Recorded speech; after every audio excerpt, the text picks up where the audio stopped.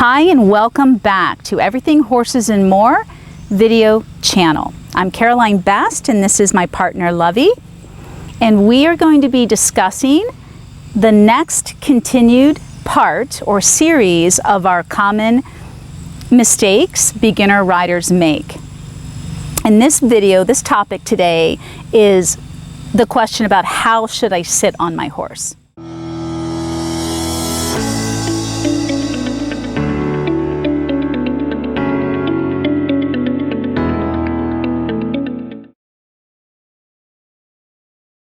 So how should you sit on your horse? And the way that I'm going to explain it and demonstrate it is going to be for all disciplines except for hunt seat or hunter jumper. In our previous videos for this series about common mistakes beginner riders make, I explained where the rider's leg and foot should be when riding in both a saddle and bareback. I demonstrated how important the correct position of both your leg and your foot were for the rider's balance, the ability to be fluid with the horse's movement, and to feel secure in the saddle or secure when you're riding bareback like I am and with the bareback pad. Today I'm going to be talking about and demonstrating the correct rider's position or where I should be sitting on my horse when either I have a saddle or, as you can see, I'm in a bareback pad. I also want to talk about why correct body position is so important to our stability in the saddle or being bareback, and also how it affects the horse's movement and sense of balance, the horse's sense of balance. We're going to talk about that and show it. Here's a breakdown of what I will be explaining and demonstrating today. Correct body position, what it should look like. Rider awareness, what it should feel like in our body when it's correct and when it's not, so you can compare and develop a barometer and a new baseline of information. How it affects our stability in the saddle or riding bareback, how when it's not correct or when it's correct, how it affects our feeling stable and the reality of being stable. And then I'm going to be discussing and showing you guys some exercises on the ground that are going to help you develop, or exercises that are going to help you improve or help you develop more strength and flexibility and body awareness. And that's a big point, these exercises, because so many riders that I've worked with over the years come with, we all do, with certain muscle memory and behaviors of recognition that are imprinted from the way we've been taught.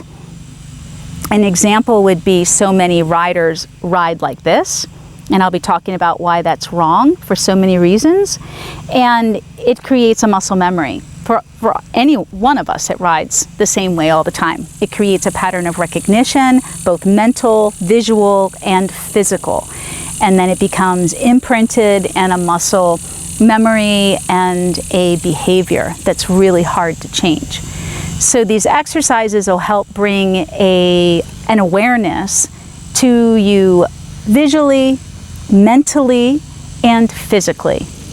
A body awareness, the feel, which is so important. So you're going to be feeling what's correct, feeling what's not correct, and being able to hopefully tell the difference and then create the new habit and the new normal, so to speak, the new way of riding, perceiving it visually, wrapping your brain around it, and then what it should feel like in your body, the comparisons.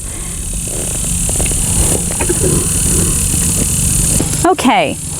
So let's talk about rider position and what you visually are going to be seeing right now. And again, this is the first point I want to make, and this is for bareback riding with a pad or bareback without a pad, as well as any saddle. It doesn't matter.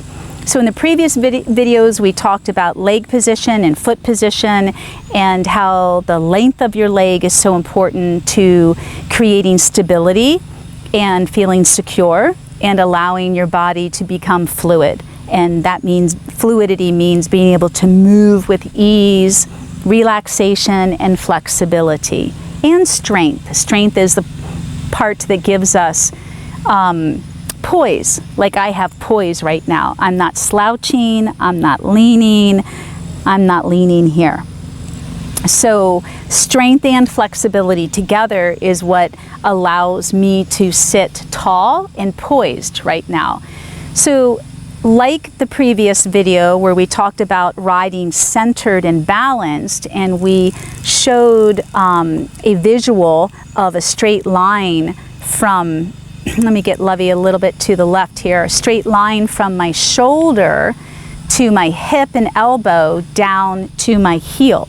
So if I had a saddle right now and I had my leg in the stirrup, doesn't matter if it's Western or English or dressage, I would want that straight line from my shoulder to my elbow, my hip to my heel. This would be correct, that straight vertical line. And so the biggest point I want to make now, since we're talking about correct body position, how to sit on a horse, is where are your arms? More than anything, where are your arms in this? So often people lock up their arms, and when you throw your arms forward and lock them up, you're not only causing brace in your body, which you don't want as a rider. You don't want any brace in your body. You don't want any tension.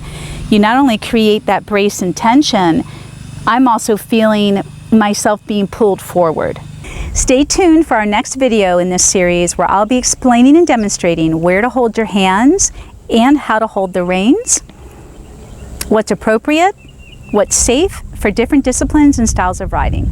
Thank you, and may you always be one with your horse.